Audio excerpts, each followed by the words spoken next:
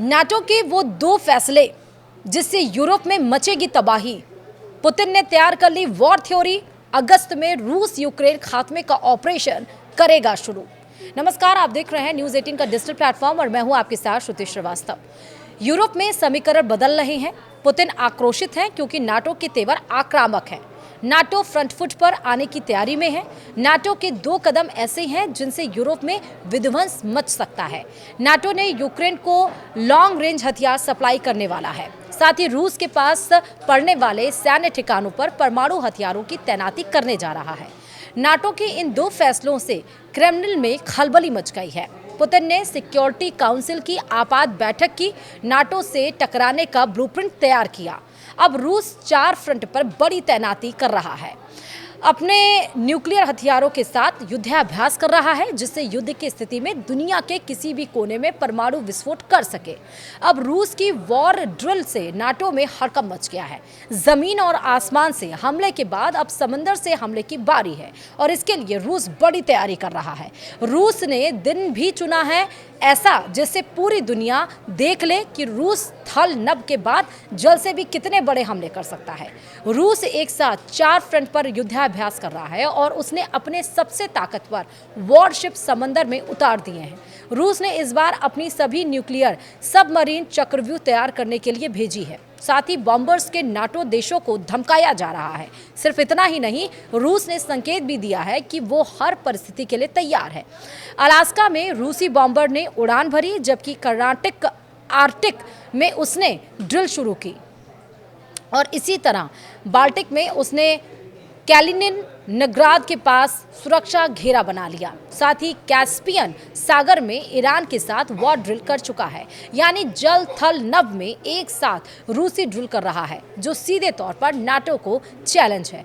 रूस की तैयारी यहीं तक नहीं है। अरब में ईरान से गठबंधन करके वह अमेरिका को चुनौती देने जा रहा है, जबकि चीन के साथ दोस्ती को और भी मजबूत कर रहा है। दोनों साथ में साउथ चाइना सी में युद्धाभ्यास करने जा रहे हैं। रूस की 4 फ्रंट पर नेवल एक्सरसाइज के लिए 150 यानी 150 वॉरशिप शामिल है। 120 एयरक्राफ्ट लगाए गए हैं। 15,000 सैनिक ड्रिल में शामिल हैं। ये पैसिफिक, आर्कटिक, बाल्टिक और कैस्पियन में एक साथ ताकत दिखाई जा रही है। इसके अलावा रूस ने 10 कोस्टल मिसाइल सिस्टम और मिलिट्री इक्विपमेंट की 150 यूनिट भी लगाई है। रूस को अंदाजा है कि यूक्रेन की मदद करने के लिए नाटो हथियार देता रहेगा, लेकिन जैसे ही यूक्रेन की तबाही का अलार्म रूस बजाएगा, नाटो फ्रंट लाइन पर आ सकता है। इसलिए रूस ने पलटवार की तैयारी अभी से शुरू कर दी है और समंदर में अपनी ताकत दिखाकर बता दिया कि वो जल थल नभ से ट्रिपल प्रहार करने के लिए तैयार है। रूस अब एटमी युद्ध के लिए तैयार है। कैसे, वो हम आपको बताते हैं। दरअसल रूस ने समंदर में चक्रव्यूह तैयार किया है। चारों दिशाओं में सैन्य ठिकानों पर न्यूक्लियर सबमरीन की तैनाती की है। उत्तर दिशा में सेवरोमोस्क बेस पर नॉर्दर्न फ्लीट तैनात की गई है और इसी तरह पूर्वी दिशा में पड़ने वाले सैन्य ठिकाने व्लादिवोस्तोक पर पैसिफिक फ्लीट तैनात की गई है, जबकि पश्चिम दिशा में पड़ने वाले नेवल बेस बैलिस्टिक पर बाल्टिक फ्लीट तैनात की गई है। ये कैलिनिनग्राद के पास है और इसके अलावा सेवेस्तोपोल बेस काला सागर में पड़ता है, जो दक्षिण दिशा है। यहाँ ब्लैक सी फ्लीट तैनात है।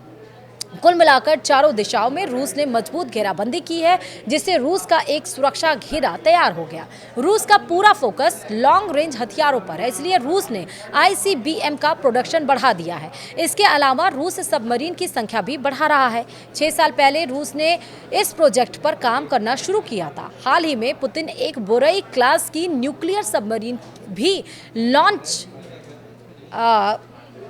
पर गए थे। अब रूस ने 12 SLBM सबमरीन वॉर रेडी कर दी है, जबकि 300 ICBM भी साइलों में अलर्ट है। पुतिन ने सुरक्षा समिति के साथ मीटिंग में नया ब्लूप्रिंट बनाया है, जिसमें एक साथ नाटो देशों को टारगेट करने की तैयारी है, क्योंकि यूक्रेन का अंत करने के बाद रूस के सैनिक विस्तार के लिए आगे बढ़ेंगे।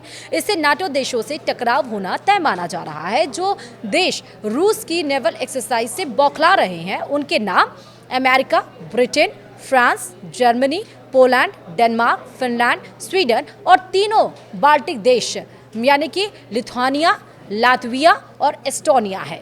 इन देशों ने रूस के पास वाले एयरबेस को हाई अलर्ट कर दिया है।